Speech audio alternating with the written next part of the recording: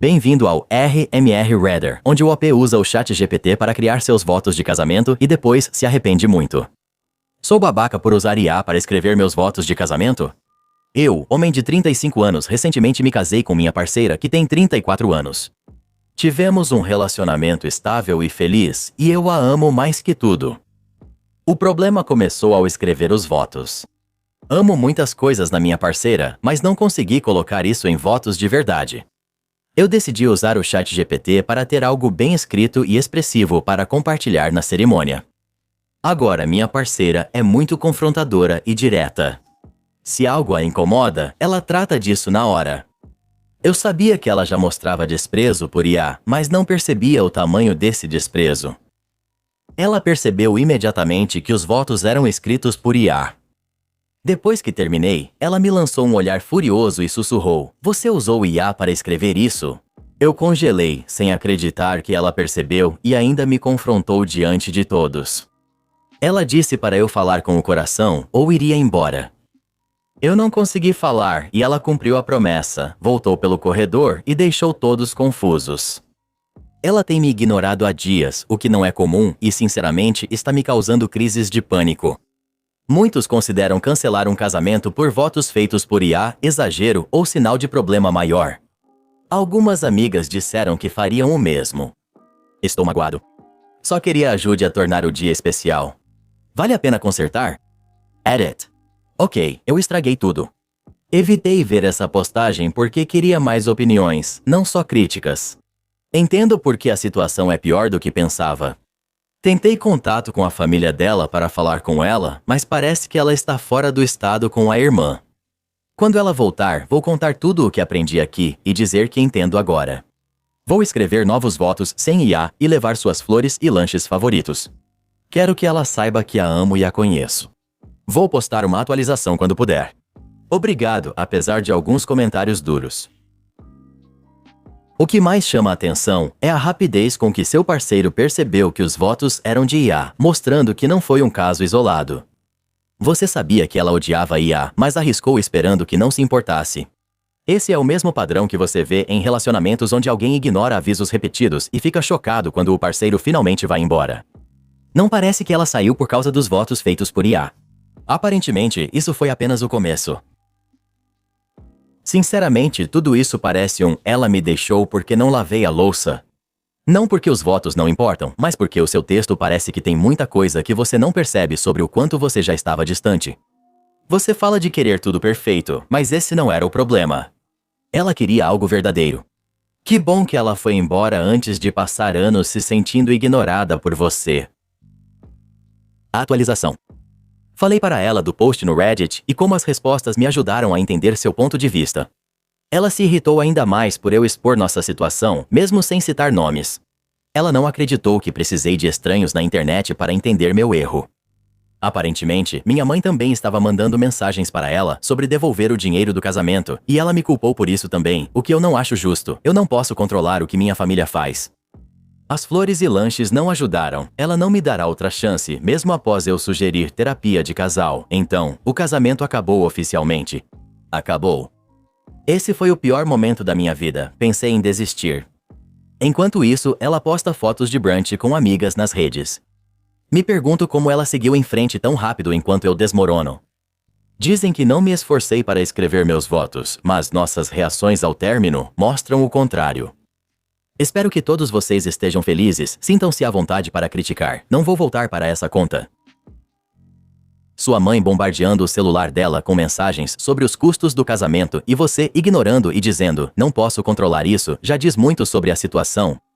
Essa mesma passividade provavelmente foi exatamente o que a deixou exausta. Os votos escritos por IA foram só o estopim após seu longo padrão de não assumir responsabilidade e deixar tudo acontecer ao redor. Você diz que te acusaram de não se importar ao não escrever seus votos, mas as reações de vocês mostram o contrário. Ela foi embora porque viu um futuro onde teria que carregar o peso emocional sozinha e não queria isso. Você está arrasado porque acabou de perceber o que ela já sabia há um tempo. Não acho que ela seguiu em frente rápido. Acredito que já tinha desistido da relação antes dos votos de IA. Votos de casamento de IA. Que época para se estar vivo! Ele devia só ter escrito, gosto muito de você, num guardanapo. Mais esforço. Pelo menos o guardanapo não teria vários emojis automáticos. Provavelmente também não perguntaria, quer que eu expanda? Sou babaca por tirar a atenção da minha prima no chá de bebê dela ao levar meu bebê de 2 meses e meu anel de noivado? Costumo evitar confusões, mas neste fim de semana elas me acharam. Ou será que fui eu quem criei tudo isso? É por isso que estou aqui. Não acho que errei, mas talvez tenha feito algo errado. Por favor, diga se fui o babaca, pois estou confuso. Tenho 25 anos, sou mulher, e minha prima Piper, de 33 anos, está grávida do primeiro bebê. Minha irmã Kylie, de 40 anos, tem uma filha, Clara, de 11 anos. Eu tenho 2 filhos, Tommy, que tem 3 anos, e meu filho de 2 meses, que vou chamar de Homenzinho. Em setembro, nosso grupo de família no chat se agitou com uma mensagem da Piper. Ela enviou uma foto do ultrassom e um save the date para o chá de bebê. Ela disse que o bebê nasceria no início de janeiro e que o convite formal chegaria pelo correio. Recebi a mensagem enquanto estava na sala de estar da Kylie. Nós olhamos para a mensagem, olhamos um para o outro e basicamente gritamos. Foi uma mistura de empolgação e choque, pois não sabíamos que ela escondeu a gravidez por tanto tempo. Algumas semanas depois, em meados de outubro, o convite formal chegou. Informava que o chá de bebê seria apenas para mulheres, com brincadeiras, comida e tema em tons pastéis. No mesmo dia, meu namorado há 5 anos se ajoelhou na nossa sala de estar e me pediu em casamento. Eu disse sim. Choramos um pouco, rimos muito e postei uma foto simples do noivado no Facebook. Restringo minhas redes sociais à família e amigos próximos. Todo mundo que estaria no chá já sabia do meu noivado muito antes do evento. Kylie e eu mandamos mensagem para Piper sobre as crianças. Entre nós, temos Clara, Tommy e pequeno homem. Não queria ficar longe dos meus filhos por muito tempo, e Clara estava animada com o chá de bebê. Piper disse que podia levar crianças e estava animada para conhecer o pequeno homem. O chá de bebê ficava a 4 horas de distância, em outro estado, então planejamos o dia todo para isso. À medida que o dia chegava, meu noivo e eu discutimos o plano. Ele disse que ficaria com o Tommy e passaria o dia com meu cunhado de 40 anos e meu sobrinho de 14 fazendo coisas de homens. Depois percebi que isso era jogar pedras em latas de refrigerante para ver se algo explodia e criar projetinhos caóticos. No domingo de manhã, carregamos o carro da Kylie. Ela dirigiu. Clara ficou no banco de trás com fones e tablet. Eu estava atrás, do outro lado, com o pequeno na cadeirinha. Paramos para abastecer, comprar lanches e trocar uma fralda às pressas. Parecia uma pequena viagem de carro com a playlist animada da minha irmã e Clara tagarelando sobre decorações, bolos e cupcakes. Resumindo, foi divertido. Chegamos ao local perto do almoço. Era uma sala comunitária alugada, decorada em rosa bebê e branco. Havia pequenas roupinhas de bebê penduradas em um varal como decoração. Muito adorável e fofo por todo lado. Reconheço o esforço deles no chá de bebê. Piper cumprimentava as pessoas perto da porta, muito grávida e feliz. Assim que nos viu, veio de braços abertos. Ela me abraçou, depois abraçou Kylie e cumprimentou Clara. Os olhos dela foram direto para o pequeno no bebê conforto. Ela pediu para segurá-lo, então soltei o cinto dela e coloquei em seus braços. Ela passou o começo do chá de bebê carregando-o pela sala e apresentando-o às amigas. Ela seguia perguntando sobre o sono dele, alimentação, que acessórios de bebê eu usava e minha opinião sobre algumas marcas. Parecia normal, como uma prima prestes a ter o primeiro bebê, absorvendo tudo o que pode. Sentamos com Kylie e Clara na abertura dos presentes. Às vezes Piper pegava um produto e perguntava se eu já tinha usado. Eu dizia a ela o que funcionou ou não para mim.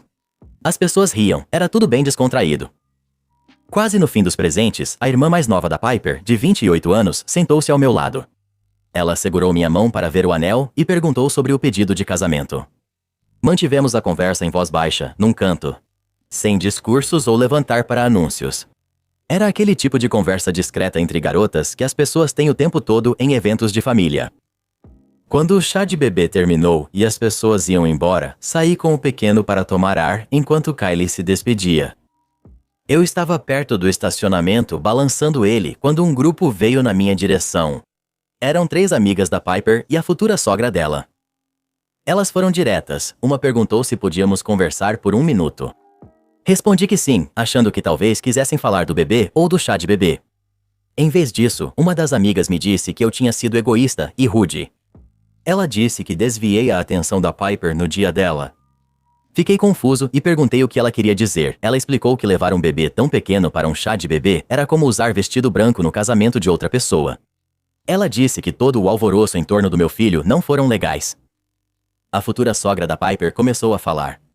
Ela disse que eu estava mostrando minhas conquistas no evento de outra pessoa ao notar meu anel. Ela disse que não era adequado mencionar meu noivado em um chá de panela dedicado a Piper. Fui pego de surpresa. Eu não entrei por aí exibindo a mão, eu não me levantei e fiz um discurso sobre estar noivo. Respondi algumas perguntas sobre o anel quando a irmã da Piper comentou, e Piper mesma quis segurar o bebê, balançando-o no colo, parecendo realmente feliz com sua presença. Pedi desculpas ao grupo e disse que não queria que o dia fosse sobre mim. Não cederam. Repetiram que tirei a atenção e que devo pensar em como minhas escolhas afetam os sentimentos dos outros. Quando voltei para o carro, me senti abalado e confuso. Fiquei revivendo o dia na minha cabeça. Lembrei da Piper sorrindo e rindo. Lembrei dela me fazendo perguntas sobre o bebê. Lembrei da irmã dela se aproximando para falar do noivado. Nada na sala parecia tenso ou ressentido. Agora, 4 mulheres diziam que eu quebrei uma regra não dita de etiqueta. Voltando para casa, as emoções vieram à tona e acabei chorando. Sempre tive dificuldade em entender situações sociais. Posso não perceber indiretas e me preocupo em fazer algo errado sem perceber. A possibilidade de ter estragado o clima no chá de bebê da minha prima me deixou enjoado. Kylie falou que não estraguei nada. Disse que perguntei sobre filhos antes e Piper confirmou. Ela me lembrou que não levamos o Tommy porque meu noivo tinha se oferecido para ficar com ele naquele dia. Quando chegamos em casa, liguei para minha mãe, contei o que tinha acontecido e perguntei se ela achava que eu tinha passado dos limites. Ela disse que eu devia ser mais discreto e deixar a atenção para a Piper.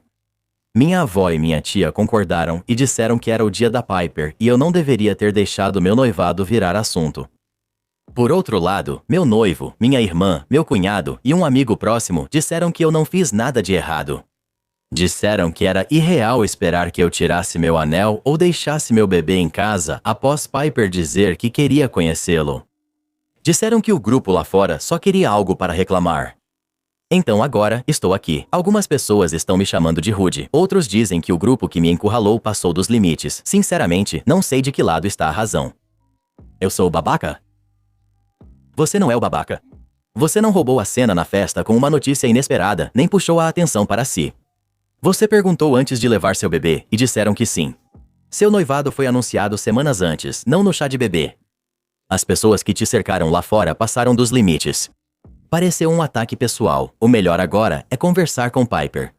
Pergunte se falavam por ela. Se ela se incomodou, peça desculpas. Se ela estiver confusa e não souber de nada, então você vai saber que era só um grupo de fiscais autoproclamados fazendo drama.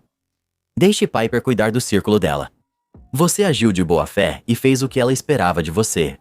Você não precisa carregar culpa por algo que você não fez. Há grande diferença entre roubar a cena em um evento e apenas existir como pessoa com sua própria vida. Você não anunciou o noivado no chá de bebê, apenas usou o anel. Você trouxe um bebê que sua prima convidou. A ideia de que só a pessoa homenageada pode ter algo bom acontecendo está ficando absurda. Você não deveria esconder a mão, nem fingir que seu filho não existia. A regra é clara, não anuncie no evento de outra pessoa, você não fez isso. Você apenas respondeu às perguntas do seu primo. As pessoas que te confrontaram estavam procurando por drama onde não existia. Você não é o problema. Atualização.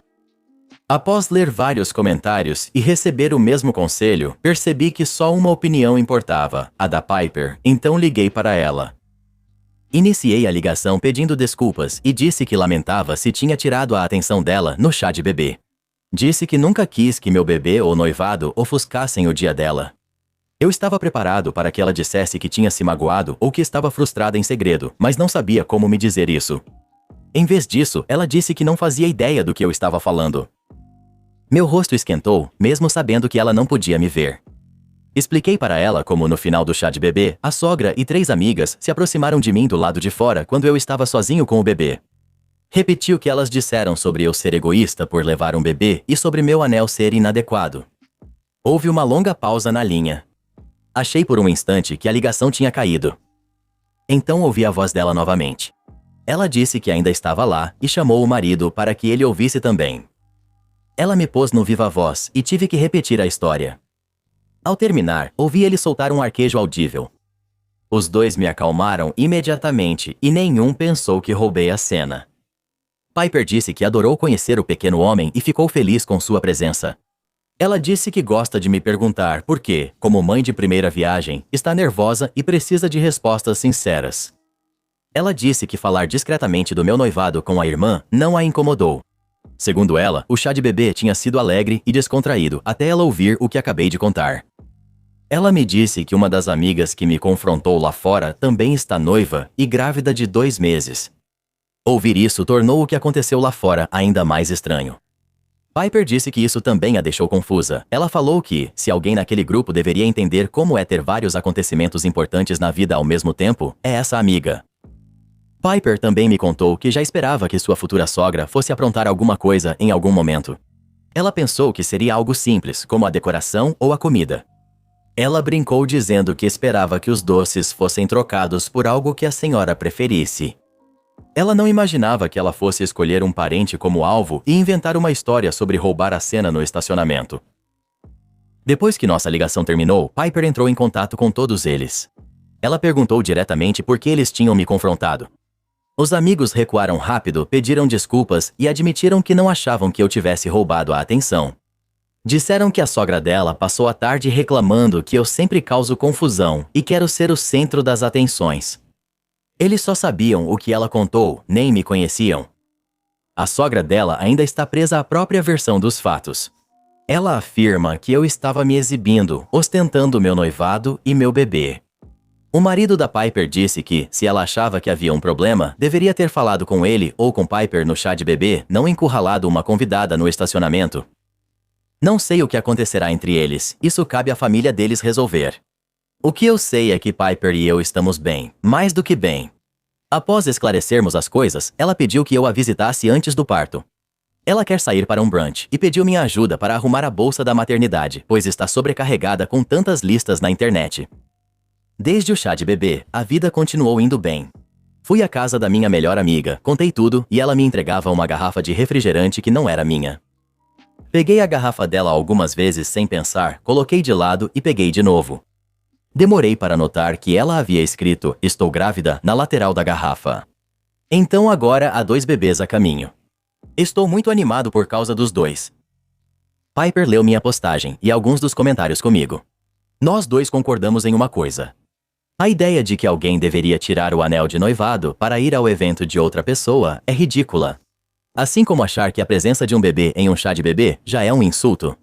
Desde que não haja anúncios surpresa, as pessoas podem ter vida além daquela comemoração. Fico feliz que Piper e eu estejamos planejando um brunch em vez de nos odiarmos. Estou pronto para receber 2 novos bebês na família e entre amigos, quando os pais permitirem visitas. Obrigado pelo apoio e palavras gentis. Essa atualização me fez sorrir. Piper pedir ajuda com a bolsa de maternidade mostra que ela confia e valoriza sua experiência. Quando tive meu primeiro bebê, coloquei tudo que o site sugeriu, mas metade nem usei. Na terceira vez, minha bolsa de maternidade era bem diferente e menor. É bom sinal que ela e o marido logo ficaram do seu lado. É positivo que os amigos tenham pedido desculpas ao ouvir toda a história. Que seu brunch seja ótimo e que um dia vocês riam disso, com seus filhos correndo ao redor da mesa. Essa é uma daquelas raras histórias em que conversar realmente resolveu tudo. Você ligou e explicou. Piper e o marido dela ouviram. Eles acreditaram em você e tomaram as providências onde era necessário, que era com a mãe dele e aquele grupo de amigos, não com você. Parece mesmo que a futura sogra queria que toda a atenção extra passasse por ela. Se alguém fosse sussurrar ou chamar as pessoas de canto, ela queria ser essa pessoa. Não é assim que funciona. Chá de bebê é para os futuros pais. Você se saiu bem, foi direto à fonte, esclareceu as coisas e saiu com um relacionamento mais forte com Piper. Isso é uma vitória. Deixa eu ver se entendi. OP usou um anel e trouxe o bebê que a prima convidou. Alguns vão te acusar de roubar a cena, mesmo que só tenha respirado educadamente. Ele não estava dando em cima de você. Vi uma postagem sobre uma mulher arrogante achando que estavam dando em cima dela, o que me lembrou de uma ex-amiga. Minha ex-amiga da faculdade, Jen, de 31 anos, sempre teve dificuldade em perceber quando alguém estava dando em cima dela. Era até engraçado. Meus amigos e eu conseguíamos prever quando ela ia dizer que o garçom, bartender ou barista estava dando em cima dela. Eles não estavam. Às vezes falávamos com ela e ela discordava, mesmo após vermos toda a interação. Ser gentis é o trabalho deles, pois querem seu dinheiro, só isso. Essa história aconteceu talvez 1 ou 2 anos depois que a gente se formou. Naquela noite, encontrei a Jen no centro para beber. Fomos a um restaurante com um bar bacana perto dos bares de verdade. Enquanto estávamos no bar, o namorado de uma grande amiga entrou. Ele tem mais ou menos a nossa idade. Apresentei todos e conversamos por cerca de 2 minutos, até ele se desculpar e dizer que procuraria os amigos lá fora. Assim que ele saiu do alcance da nossa conversa, Jen imediatamente se virou para mim e disse que ele estava claramente dando em cima dela. Disse calmamente que não, ele não estava. Ela me ignorou com um gesto. Repeti que ele não estava flertando, mas ela disse que ele passou uma vibe para ela e que eu não entenderia o olhar dele. Eu disse não para ela de novo. Ele estava olhando principalmente para mim porque eu era quem estava conversando com ele. Não teve clima, ele só foi gentil. Ela descartou isso também. Finalmente contei a ela que ele não tinha interesse. 2 motivos. Primeiro, ele já tem alguém, e segundo, ele é gay. Ela ainda tentou me ignorar. Você está tão desesperada para achar que alguém te quer que até homens gays comprometidos parecem interessados? Tenho várias histórias da Jen achando que estavam flertando com ela. Meus amigos e eu praticamente conseguíamos prever exatamente quando ela ia insistir que alguém a queria, toda vez. Jen parece achar que o caixa de autoatendimento está flertando só porque pede para colocar o item na área de empacotamento. Ela deve achar que isso é o início de um romance que cresce aos poucos. Alguém devia dizer a ela que essas máquinas flertam com todos, sem discriminar. E não esqueça das portas automáticas. Elas abrem para todos, mas ela provavelmente acha que elas estão sendo galantes só com ela. Ela entra, as portas se abrem, e ela vê isso como uma reverência. Enquanto isso, fazem o mesmo com o cara carregando 6 sacolas atrás dela. Conheci alguém assim, e sinceramente era exaustivo de ver. Nem era confiança, era como se ela precisasse de cada interação para provar algo para si mesma. Um cara dizia com licença ao pegar um guardanapo e ela passava 1 hora destrinchando como ele estava secretamente afim dela. Chega um momento em que não dá mais para tranquilizá-las, pois rejeitam a realidade e só querem fantasia. A sua Jen parece exatamente assim. Jen realmente achava que tudo girava em torno dela. Do jeito que ela fala, me surpreende a Lua não convidá-la para sair. Sou babaca por não pagar a faculdade da minha irmã, mas pagar a do meu noivo? Eu, homem de 29 anos, cresci em extrema pobreza, dividindo refeições e ficando sem luz metade do mês. Meus pais fizeram o possível, mas com 5 filhos, o dinheiro era sempre curto. Ralei muito após o ensino médio, fiz faculdade comunitária e transferi para uma boa universidade, trabalhando em tempo integral. Me formei com dívidas, mas consegui um bom emprego em tecnologia. 10 anos depois, tenho boa renda, estou sem dívidas e acabei de ganhar $20.000 em apostas esportivas. Minha noiva, de 26 anos, está terminando a faculdade. Ela trabalha, mas devido à rotina e custos da faculdade, me ofereci para pagar os 2 últimos semestres para que ela se formasse sem dívidas.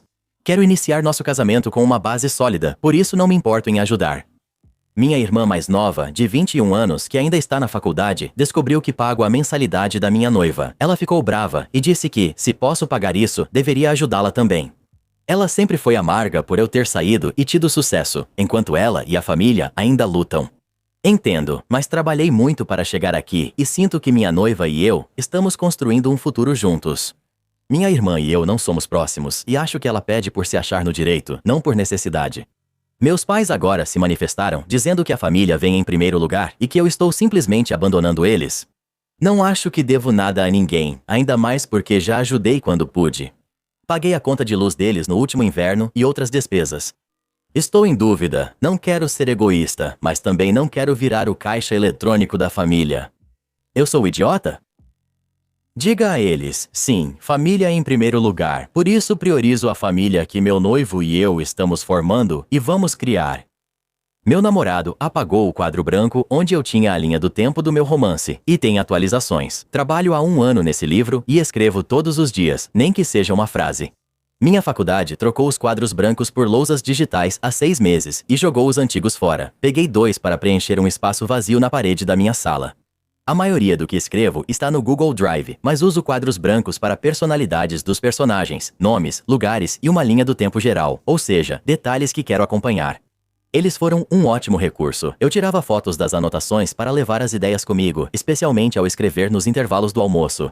Mas parei de escrever durante o almoço há alguns meses, porque isso estava me esgotando e a qualidade da minha escrita começou a piorar. Meu namorado me ajuda a escrever e trabalhar no romance juntos nos aproximou muito. Agora compartilhamos isso e não sinto mais necessidade de fotografar os quadros. Os quadros brancos são especialmente úteis porque posso ver minhas anotações do outro lado da sala enquanto estou sentado na minha poltrona favorita. Quando cheguei em casa ontem à noite, descobri que todo o meu trabalho nos quadros tinha sido apagado. Cada anotação, ideia e esboço tinha sumido. Os quadros brancos estavam cheios de anotações do fluxo de pensamento, coisas que eu anotava conforme vinham à minha cabeça. Escrever à mão é catártico para mim e algumas anotações e esboços só existiam ali, nem no Google Drive estavam. Apesar de lembrar de muito, alguns detalhes se perderam para sempre. O que dói mais é que meu namorado apagou tudo. Como não moramos juntos, não foi um acidente durante uma faxina ou ao mexer nas coisas. Ele me disse que sentia que eu estava focando demais na minha escrita e que eu não tinha tempo suficiente para ele. Isso me pegou totalmente de surpresa porque a gente passa muito tempo junto, 5 ou 6 noites por semana na minha casa. Nossa rotina sempre foi confortável. Escrevo enquanto ele joga videogame. Rimos, ele me ajuda com a escolha das palavras e eu pesquiso no Google para ajudá-lo nos jogos. Achei que ambos gostávamos disso. É a primeira vez que ele disse se sentir negligenciado ou infeliz. Se ele tivesse falado, poderíamos ter conversado e achado um meio termo. Em vez disso, ele tomou uma atitude extrema, e não sei porquê. Eu não sabia o que fazer. Fiquei tão chateado que pedi para ele ir embora. Desde então, ele não ligou, não mandou mensagem, nem apareceu. Esse silêncio está piorando tudo. Meus sentimentos estão uma bagunça. Raiva, tristeza, confusão, mágoa, fúria. Eu fico digitando perguntas para fazer para ele, mas apago todas as vezes. Por que você fez isso? Você está infeliz com o nosso relacionamento? O que eu fiz? O pior é que ele não falou comigo o dia todo. Esse silêncio me faz ter medo de ligar sem saber o que ele vai dizer. Eu estou apavorado que ele diga que acha melhor a gente terminar, que não quer ficar comigo enquanto eu estou escrevendo, ou, tão ruim quanto, que ele simplesmente ignore minha ligação. A situação soa como traição. Escrever não é só um hobby, é parte de mim. Ele sabe disso e sempre me apoiou. Minha família o adora. Somos muito presentes na vida um do outro. Há apenas algumas semanas, minha família o levou para viajar e passamos bastante tempo juntos cuidando do sobrinho dele ou planejando nosso futuro. Até fomos juntos à joalheria ver alianças. Estou de coração partido. Ele é minha inspiração, meu parceiro, e agora me pergunto o que isso significa para nós. Como escritor também, eu ficaria furioso se fosse você. É a primeira vez que ele fala que isso o incomoda? Se for verdade e ele partir direto para a sabotagem, isso está muito errado. É errado de qualquer forma, porque tenho certeza de que seu namorado sabe o quanto esse trabalho é importante para você. Tipo, ele não tentar conversar com você sobre isso depois de 3 anos é inacreditável. Quem faz isso? Manda para ele aquela temida mensagem de "precisamos conversar". Pergunta quando ele está disponível e pede para ele ir até aí para se explicar como um adulto. Pegue a chave dele de volta ou troque a fechadura se preferir ser discreto. Ele perdeu esse privilégio. Para ser sincero, eu não sei se conseguiria superar isso. Parece muito cruel.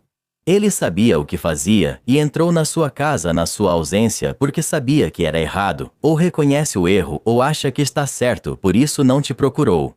Estou chocado e horrorizado por você, OP. Atualização 3 meses depois. Na noite da minha postagem, fui à casa de uma amiga. Ela pediu uma pizza, compramos sorvete e dividimos uma garrafa de vinho. Ela é direta, tem postura neutra e dá bons conselhos sobre relacionamentos, por isso me senti à vontade para me abrir com ela. Conversamos tentando entender por que ele fez algo tão doloroso. Repassamos como ele e eu passávamos nosso tempo juntos e o quanto ele parecia se importar comigo. Chegamos até a conversar sobre como costumávamos olhar nos olhos um do outro como se fôssemos as únicas 2 pessoas na sala. Durante a conversa, percebi que ainda havia muita hesitação minha que eu não tinha reconhecido. Costumo focar nos pontos positivos e perdoar ou ignorar falhas. Suspeito que desenvolvi isso como mecanismo de defesa na infância. Também ficou claro que restavam questões entre nós. Acho que ele tinha ressentimento, mas ao tentar conversar, ele dizia: "Tá tudo bem, não me importo mais", só para voltar ao assunto nas discussões. Só percebi o quão tóxico era esse padrão ao falar em voz alta. Naquela noite, avisei por mensagem que iria lá no dia seguinte para conversar. Chegando por volta das 11 da manhã, ele só respondeu: "Ok". Eu não respondi. No dia seguinte, fui à casa dele como combinado, mas ele ainda dormia. Quando o acordei, ele parecia irritado, como se eu o incomodasse. A reação dele me desanimou completamente. Eu tinha ido lá determinado a ter uma conversa séria, mas naquele momento, me senti totalmente derrotado. Costumo chorar quando me magoam, mas dessa vez fiquei tão bravo e arrasado que nem consegui.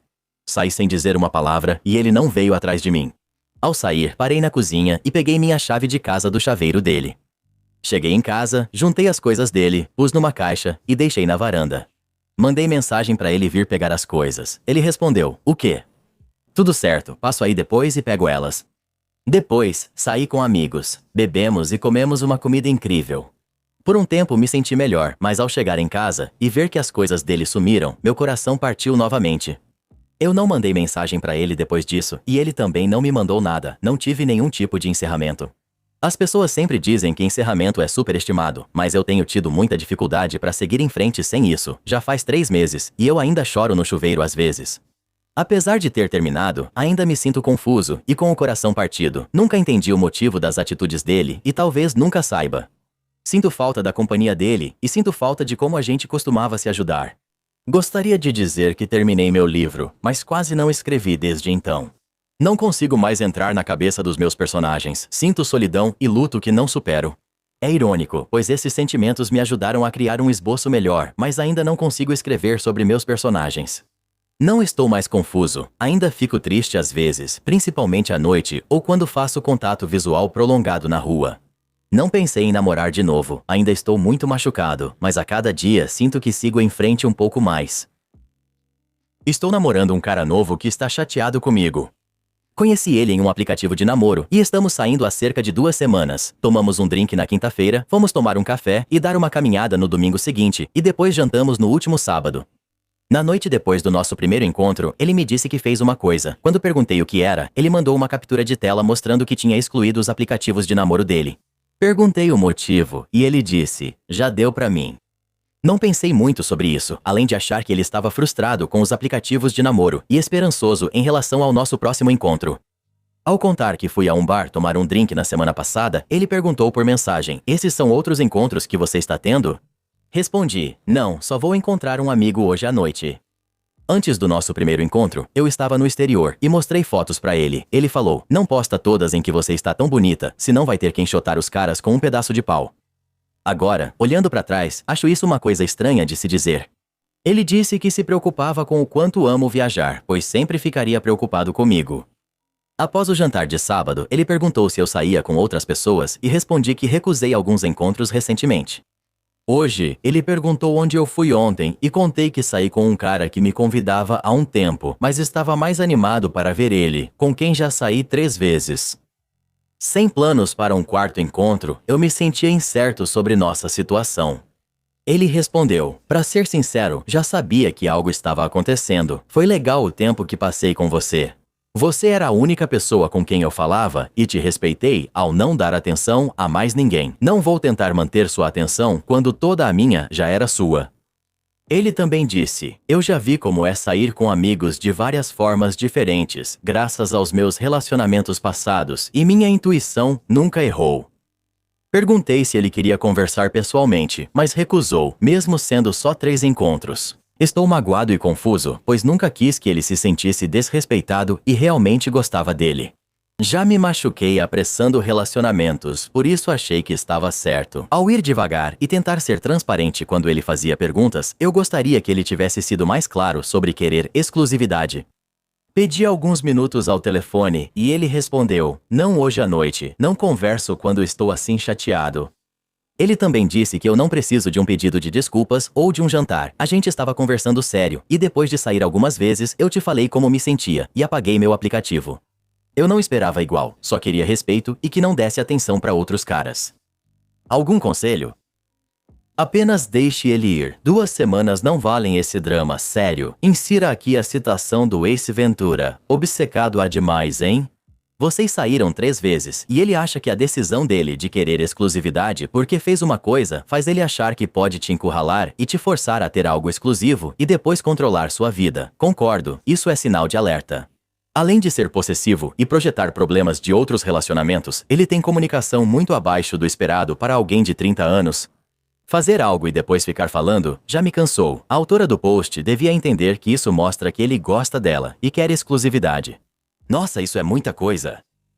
Já lidei com muitos perdedores assim. Ele parece patético, controlador e manipulador. Então, só porque está desesperado, você deveria parar de sair e se divertir. Provavelmente ele ouve podcasts de caras carecas falando sobre ser alfa, mas na verdade são só inseguros e tristes. Você deveria ter dito pra ele, ok, então, tenha uma boa vida. Em vez de ficar insistindo pra falar mais sobre isso, ele ficar perguntando onde você está o tempo todo depois de 1 ou 2 encontros já é um grande sinal de alerta. Esse cara é inseguro e não consegue se relacionar com ninguém. Ele queria que você soubesse que ele só saía com você e esperava o mesmo, o que é raro após alguns encontros. Não corra atrás desse cara por respostas ou para agradá-lo. Siga em frente e evite passar por um inferno só para alimentar o ego dele. Ninguém quer esse esforço emocional unilateral também. Não sei, achei que ele parecia legal e gostava de você. Fiz uma coisa. Parece que ele estava tentando introduzir gentilmente a ideia de terem exclusividade entre vocês e ver como você se sentia sobre isso. No meu tempo, se você estava saindo com alguém, você parava de sair com outras pessoas durante esse período. Acho que os tempos mudaram, pois minhas filhas fazem o mesmo. Elas saem com alguns caras ao mesmo tempo, e eu sei que as duas já tiveram caras que ficaram chateados no passado quando descobriram que não eram os únicos com quem elas estavam saindo. Fico feliz por ter sido adolescente nos anos 80 antes dos aplicativos de namoro. Sou idiota por brigar com meus pais por comprarem janelas e portas novas para minha casa sem me consultar? Eu, mulher de 30 anos, briguei feio com meus pais hoje porque eles decidiram, sem me consultar, trocar todas as janelas e portas da casa que comprei. Eles não moram comigo e nunca me perguntaram o que eu queria em termos de design ou mesmo se eu queria fazer essas mudanças em primeiro lugar. Já está feito, eles já encomendaram tudo e os materiais estão programados para serem entregues na próxima semana. Quando eu os confrontei, eles me disseram que eu era uma criança ingrata que não sabe nada sobre a vida e que eu deveria simplesmente ficar quieto e aceitar, já que eles estão pagando por isso mesmo. Não pedi para eles fazerem isso, nem queria trocar as portas. Agora estou removendo pisos e azulejos do banheiro, um processo muito bagunçado e cheio de poeira. As portas antigas eram ideais, pois não me preocupava em danificá-las. Ao chegar hoje, vi todas as portas internas no container de lixo. Meus pais ainda tiraram todas as maçanetas e dobradiças, pois o amigo deles queria para o estilo vintage. Dizer que fiquei chocado é pouco. Eles parecem achar que, porque podem resolver tudo com dinheiro, eu devo simplesmente aceitar tudo o que eles fazem. Apesar de reconhecer que o presente é generoso, não posso ignorar que eles exageraram, mesmo me sentindo mal por ter ficado bravo. Esta é minha casa, paguei sozinho, não pedi ajuda ou permissão para as mudanças e eles não tinham direito de fazê-las, sem me perguntar antes. Só para dar um contexto adicional, na minha família, é normal que todos tenham as chaves das casas uns dos outros. Meus pais e irmãos todos têm as chaves da minha casa, assim como eu tenho as chaves das casas deles. No entanto, eu não apareço sem avisar ou sem permissão, nem meus irmãos. Só meus pais agem assim, o que deixa tudo mais frustrante. Para esclarecer, só as portas internas foram removidas, não as externas. Porém, destaco que jogaram todas fora, com dobradiças, só para o amigo deles ficar com as ferragens. Não sei quem são os empreiteiros deles, meus pais não quiseram me informar, então não posso cancelar nada. Eles encomendaram as janelas semanas atrás, mas só agora avisaram que serão entregues na próxima semana. Vou trocar as fechaduras na segunda, foi a gota d'água. Ninguém mora na casa por enquanto, estou no meu apartamento durante as reformas, por isso é ainda mais estranho terem feito isso sem falar comigo antes. Só para deixar claro, paguei sozinho por esta casa, já mencionei, mas alguns ainda presumem o contrário. Se eles tivessem comprado para mim, eu até entenderia mais a atitude deles, mas esta é a minha casa, e eles não tinham o direito de interferir do jeito que fizeram. As atitudes deles me deixaram desrespeitado e frustrado, apesar de eu valorizar a ajuda financeira, a forma como agiram foi inaceitável. Me sinto preso entre agradecer pelo gesto e me irritar com o desrespeito à minha autonomia. Você não está errado. Eles te desrespeitaram como dono e adulto. Não deve gratidão. Mande-os embora quando chegarem. Consegue recuperar e recolocar as portas?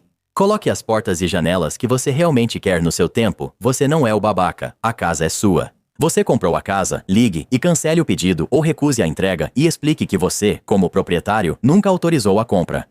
Se seus pais têm chaves, troque as fechaduras e estabeleça alguns limites. Culpa por algo que você não pediu é um mecanismo de controle que eles usam para fazer você se sentir em dívida com eles. Você está me negando atendimento? Sim. Nosso hotel, um estabelecimento de 126 quartos, no norte de Minnesota, está totalmente lotado. Um grande evento corporativo com cerca de 80 participantes ocupou quase todos os nossos quartos, restando apenas 10 disponíveis. Infelizmente, esses quartos também foram ocupados por trabalhadores da construção civil.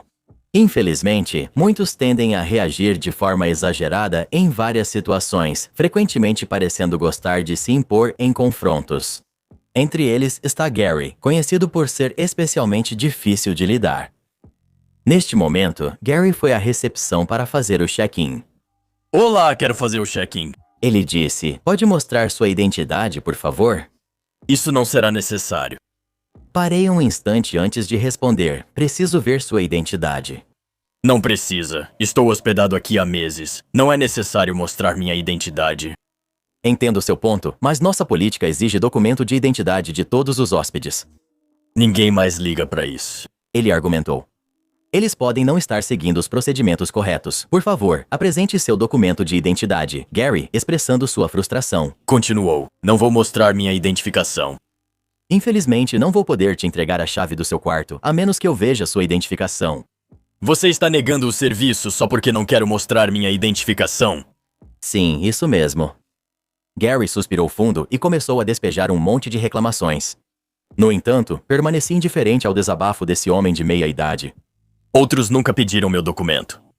Senhor, mesmo que alguém tão importante quanto Jesus em pessoa entrasse aqui, eu ainda exigiria um documento de identidade emitido pelo governo. Então, se não se importar, poderia me mostrar o seu. Relutante, Gary cedeu e pegou a carteira. Acessei imediatamente os detalhes da reserva Dell e continuei. Obrigado. Agora, pode passar ou inserir seu cartão aqui. Eu não vou fazer isso. Ninguém nunca me pediu isso antes. Isso pode ocorrer por práticas inadequadas em outros locais, mas seguimos nossos procedimentos à risca. Sua insistência tem mais a ver com o seu ego do que com qualquer outra coisa, disse Gary. Não preciso inflar meu ego, mas é essencial que você finalize o processo do cartão. Por que isso é necessário? Se houver disputa sobre cobranças, sua autorização registrada nos ajuda a combater fraudes. Está insinuando que sou um golpista? Não, de jeito nenhum, mas se puder só passar ou inserir seu cartão, agradecemos muito. Eu não vou fazer isso. Não estou preocupado em ajudar o seu estabelecimento. Minha função é garantir que você siga o procedimento, eu disse. Bem, eu não vou cumprir isso. Ele afirmou. Nesse caso, não posso lhe dar acesso ao seu quarto. Seu trabalho não é satisfazer os clientes, porque eu não estou satisfeito. Meu objetivo é proporcionar uma boa experiência, e cumprir as etapas é parte disso. Ele disse apenas para chamar seu gerente. Não acho que isso seja necessário. Eu não vou te dar meu cartão. Infelizmente, não posso te dar a chave do quarto. Boa noite. Ao me virar, o inesperado aconteceu. Gary apresentou o cartão, concluiu a transação e, após o pagamento, entreguei as chaves com um sorriso cortês. Aproveite sua estadia. Você é exigente, sabia? Ele criticou. Estou aqui para garantir respeito. Se houver maus tratos comigo ou colegas, acionarei as autoridades. Este é seu único aviso. Tenha uma boa noite, fui claro. Gary começou a retrucar, mas ao perceber minhas ações, pareceu reconsiderar e se afastou, resmungando para mim. Curiosamente, o supervisor dele entrou no saguão 10 minutos depois e ficou insatisfeito com meu feedback sobre o comportamento do Gary. Atualização. Hoje, ao chegar ao trabalho, trabalhei meio turno, ajudando meu colega em um dia movimentado antes da saída do supervisor. Ele disse, não oferecemos mais a tarifa para a empresa de construção e os funcionários deles não podem ficar aqui. Lembra do Gary, seu amigo? Ele se envolveu em 3 brigas com nossa equipe ontem, levando a gerência a encerrar seu contrato de estadias com desconto e expulsá-los do estabelecimento. Então é isso. Embora eu não tenha certeza de toda a história, vou trazer uma atualização assim que descobrir mais. O dia de Gary começou com ele exigindo que os novos auditores lhe dessem um recibo de saldo zero antes de finalizar a auditoria. Eles não conheciam o procedimento e Gary começou a descarregar sua raiva neles. Naquela manhã, o novo gerente-geral reuniu a equipe de vendas para discutir o aumento das tarifas para a empresa de construção. Diante do histórico de problemas dos funcionários, a equipe relatou o tratamento perturbador que uma colega da recepção sofreu por parte deles. Incluíam perguntas sobre os turnos dela, comentários sobre seu carro e questões invasivas sobre sua disponibilidade. A equipe de vendas avisou ao representante que as tarifas dobrariam e alertou que estavam por um fio. Outro incidente cancelará o contrato, fará perder o desconto e banirá do nosso estabelecimento. Cerca de 20 minutos depois, Gary desceu furioso e descontou a frustração no meu colega. O novo gerente-geral deu 30 minutos para a empresa desocupar as instalações e rescindiu o contrato. Sou babaca por não deixar meu enteado de 12 anos morar conosco? Tenho 2 filhos, de 10 e 5 anos, e vou me casar em breve com meu namorado, que tem um filho de 12 anos, de outro relacionamento. O filho do meu futuro marido pediu para morar conosco após o casamento, pois quer vivenciar uma família com pais e irmãos, já que seus pais biológicos nunca se casaram novamente. Meu marido concorda, acreditando que isso ajudaria no crescimento pessoal do menino. Disse ao meu marido que tenho reservas sobre ele morar conosco, baseando-me no que observo nos fins de semana em nossa casa. Ele aparenta ter uma relação difícil com meu filho mais novo. Ele raramente inclui meu filho nas atividades, a menos que eu peça especificamente para ele fazer isso. No parque, quando peço que ele acompanhe meu outro filho ao banheiro por segurança, ele fica de má vontade. Além disso, ele tem um espírito competitivo exagerado com meu filho mais velho. Ele está sempre tentando superá-lo e até provoca quando consegue. Considero esse clima excessivamente competitivo e desconfortável. Quero que meus filhos cresçam em um ambiente acolhedor e de apoio. A terceira e principal preocupação é seu desempenho acadêmico e comportamental. Meu namorado disse que o filho dele enfrenta dificuldades na escola e alguns problemas de comportamento. Me preocupo com a possível influência negativa dele nos meus filhos, principalmente no mais velho. Meu marido acha essas preocupações normais para a idade dele e acredita que pode melhorar com orientação. Busquei conselhos com minha mãe, que discordou e disse que um ambiente familiar unido poderia ajudar muito meu enteado. Ambos acham meus motivos irracionais. Eu sou idiota? Atualização. Eu sei que não sou a melhor pessoa, mas nunca o maltratei ou ignorei. Me importo com ele. Agora percebo que estava sendo super protetor demais com meus próprios filhos e não estava considerando as coisas do ponto de vista do meu futuro enteado. Como adulto responsável, sei que devo ajudá-lo no comportamento e nas notas escolares. Falei com meu namorado e concordei que ele more com a gente. Agora vamos precisar nos mudar para uma casa nova para que cada criança possa ter seu próprio quarto e teremos que trabalhar para conseguir a guarda. Você é a errada. Você vai se casar com o pai dele, então deveria vê-lo como seu filho também. Se seu filho mais velho tivesse esses comportamentos, você não o expulsaria, nem desistiria dele. Eu faria seu namorado apoiar formas de lidar com os comportamentos que te incomodam. Você está errada. Ele é filho do seu futuro marido e tem o mesmo direito de morar aqui que seus filhos. Fim de papo. Eu não consigo acreditar que isso é real. Você é a errada. Parece que você espera totalmente que seu noivo seja uma figura paterna para seus filhos, mas não tem nenhum interesse em ser uma mãe para o dele. Como você reagiria se seu noivo não aceitasse que seus filhos morassem com vocês após o casamento? Isso seria motivo para terminar? Você pensaria nisso? Lembre-se, é o que está pedindo a ele. Você parece muito egoísta e parece querer sua ideia de família perfeita, que não inclui o enteado. Você deveria procurar um parceiro sem filhos. Sou idiota por dizer que não gosto do namorado da minha amiga e isso fez ele perder uma vaga de emprego? Eu, 27 anos, tenho uma amiga, Natalie, que tem um namorado, Jamie. Jamie é um completo idiota. Ele é daqueles caras que faz piadas de mau gosto e depois te chama de sensível se você não achar engraçado. Em 18 meses que o conheço, ele já insultou Natalie tantas vezes na frente dela que perdi a conta. Ele já chamou muitos dos nossos amigos em comum de coisas rudes e depreciativas e já me provocou de propósito em várias ocasiões. Todos nós aturamos ele porque, se não fizermos isso, nunca veríamos a Natalie, mas ele realmente é o alvo de todas as piadas e um clichê ambulante. Harry, meu colega de quarto, teve uma vaga na empresa dele e Natalie pediu que ele entrevistasse Jamie. Harry faz parte do nosso grupo de amigos. O amigo dele namora uma das meninas do grupo e já conheceu Jaime, mas não conviveu muito com ele e só achou que era legal.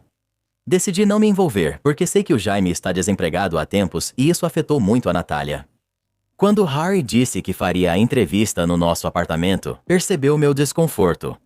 Não falei da extensão do comportamento do Jaime, só disse que ele fez comentários depreciativos para mim e sobre mim e que eu não queria ficar perto dele. Eu disse ao Harry para não fazer nada a respeito disso e que ele deveria contratar a melhor pessoa para o trabalho. Harry entrevistou, mas fez Jaime preparar muito material e apresentar para outros funcionários, além de prolongar a entrevista sem motivo. No final, ele disse que não iria contratá-lo. Jaime se irritou com Natalie e ela ficou brava comigo, dizendo que eu não devia ter falado sobre Jaime, já que o emprego era ótimo e difícil de conseguir na área. Deveria ter sido sensível ao desemprego dele e não ignorar a dificuldade do mercado de trabalho. Ela não fala comigo e nossos amigos se dividiram. Dois pensam que eu não deveria falar, pois Jaime precisa do trabalho e isso teria ajudado Natália. Um amigo concorda que eu não queria Jaime em casa e que devia isso ao Harry, já que Jaime é um problema de RH iminente. Sim, o que ele faz fora do trabalho não deveria custar o emprego ao Jaime. Por outro lado, por que eu esconderia o jeito do Jaime? Se a honestidade o faz parecer mal, esse é um problema dele. Por outro lado, acho que foi mesquinho e teve consequências reais, então talvez eu não devesse ter falado. Estou em dúvida se peço desculpas. Descobriram que contei para o Harry porque Jaime foi para casa e descontou na Natalie por não conseguir o emprego, mesmo sendo praticamente garantido, já que Harry faria isso como favor para Natalie. Ela percebeu que a única pessoa que poderia ter feito o Harry mudar de ideia sobre fazer o favor para ela era eu, então ela ligou e eu acabei contando a verdade. Depois, ela contou para todo mundo. Edith, para quem não notou, Harry e eu somos colegas de quarto, então minha casa também é dele. Harry trabalha na maior parte dos dias em seu escritório em casa. Ele sempre faz reuniões lá, mas não é problema porque conheço bem todos os funcionários dele. Ele não fez a entrevista com Jaime no apartamento, mas sim no escritório da empresa. Não foi babaca. Harry provavelmente não prolongou a entrevista sem razão.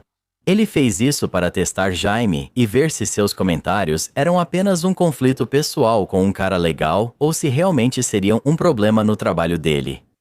Provavelmente interagiu com outros funcionários para saber se também sentiam algo estranho. Muitos conseguem fingir bem em entrevistas curtas. Colocá-los em situações mais próximas da realidade faz com que as pessoas baixem a guarda. Assim você pode ver quem elas realmente são no trabalho. Você não errou. Jaime é o único culpado por não conseguir o emprego. Ele ficou bravo com Natalie por não conseguir o emprego, mostrando que não assume responsabilidade por seus atos. Esse tipo de comportamento certamente apareceria nas interações com os possíveis colegas de trabalho dele e provavelmente teve mais a ver com o motivo pelo qual Jaime não conseguiu o emprego do que qualquer coisa que você tenha dito. Mesmo se conseguisse o emprego, ele provavelmente falharia no período de experiência. Sou idiota por jogar as roupas no chão quando meus filhos não dobram direito? Sempre fui uma mãe obcecada por limpeza desde que meus filhos nasceram. Sempre espero que os quartos deles estejam limpos e verifico gavetas, armários e caixas organizadoras para garantir que não escondam bagunça só para parecer arrumado. Meus filhos, de 16, 13, 9 e 6 anos, devem guardar suas roupas lavadas, e os dois mais velhos dobram as próprias peças. Isso me incomoda porque meu filho de 13 anos dobra as roupas de um jeito que me irrita. Ele enrola as roupas, não dobra direito. Com as crianças em casa e mais tempo livre, fiquei mais rigoroso com a organização das roupas. Espero que as roupas deles sejam dobradas e guardadas de um jeito específico. Li há alguns anos em um blog de uma mãe que, quando as roupas dos filhos estavam desorganizadas, ela bagunçava para que eles arrumassem corretamente. Considerei isso por anos, mas agora que as crianças cresceram, acho que é isso que devemos fazer. Nunca precisei fazer isso até ontem. Entrei no quarto da minha filha de 16 anos durante uma chamada de vídeo com o namorado e vi o cesto de roupas por dobrar. Por curiosidade, abri as gavetas e percebi que ela apenas enfiou as roupas nelas. Eu comecei a bagunçar tudo e ela gritou: "Mãe, por quê?" E eu disse pra ela que ela sabia o motivo. Depois disso, eu saí do quarto. Ela explicou pro namorado o que eu tinha feito e ele disse: "Sua mãe é maluca." Dou uma olhada no quarto dela, lanço um olhar para ela e então ela encerra a ligação com El e começa a chorar. Contei ao meu marido o que houve e ele disse: "Sabia que você falou que faria, mas não achei que fosse cumprir." Hoje de manhã, encontrei um bilhete da minha filha. Até a mamãe conseguir ajuda psicológica, vou ficar com a tia. Mandei mensagem para ela, mas não respondeu. Falei com minha irmã, que disse que só volta se eu buscar ajuda psicológica e parar de ser um babaca tão controlador. Meu marido, minha irmã e minha mãe estão todos contra mim, o que dói. Não vejo prejuízo a ninguém. Isso beneficia e ajuda ela a se organizar. Atualização. Há quase 2 meses fiz essa postagem que viralizou e até gerou comentários no Twitter. Bem, na noite em que fiz a postagem, eu ainda estava em profunda negação. Respondi a alguns comentários e minha negação ficou clara para todos. No dia seguinte, li mais comentários e mensagens que recebi. Fui ao quarto de hóspedes e chorei horas. Vi pessoas dizendo que suas mães eram como eu e que não se relacionam mais com elas. Esse sempre foi meu maior medo. Eu realmente amo meus filhos mais do que qualquer coisa neste mundo, mesmo que minhas ações nem sempre demonstrem isso. Marquei uma consulta virtual com uma psicóloga que me diagnosticou com TOC e disse que iria me ajudar. Desde então, fiz cerca de 8 sessões com ela e tem me ajudado muito. Claro, ainda tenho um longo caminho pela frente, mas já venho percebendo algumas melhorias. Minha filha ficou na casa da minha irmã e só voltou alguns dias após eu prometer grandes melhorias no meu comportamento. Conversei com as crianças e disse que agora tenho recursos para ser menos autoritário e chato. Uma coisa que eu realmente quero abordar é o fato de que eu costumava ser controlador com eles, mas o incidente sobre o qual escrevi foi o que fez tanto eu quanto minha filha chegarmos ao nosso limite. Eu e ela estamos nos dando bem agora. Agradeço ao Reddit por me ajudar a ser uma mãe e esposa melhor. Também quero pedir desculpas a qualquer pessoa para quem eu tenha trazido de volta más lembranças. Quero me relacionar com meus filhos até envelhecermos juntos. Sei que muitos não têm isso, o que me entristece, mas também ouço suas histórias. Me fez mudar muito e está me ajudando a melhorar meus relacionamentos e a ser uma pessoa melhor. Imagine que seu cônjuge exige viver de forma isolada e autossuficiente e, se você não for junto, ele fará isso sozinho. É o que acontece na nossa próxima história. Ela acabou de aparecer na sua tela. Toque para ouvir e descubra o que acontece depois.